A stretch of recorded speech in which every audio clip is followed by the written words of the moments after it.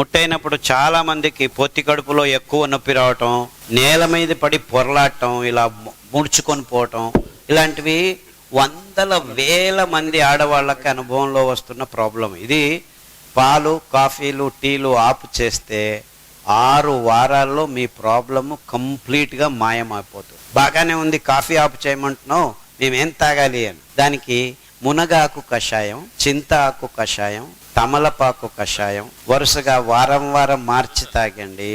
ఎక్కువ బ్లీడింగ్ అవుతుంది, ఆగట్లేదు అంటే రావి ఆకు కషాయం, వేప ఆకు కషాయం, అంటే మొత్తం ఈ 5 ఆకుల కషాయాలని మీకు ప్రాబ్లం లేనప్పుడు కూడాను వారం వారం తాగటం మొదలు పెట్టండి.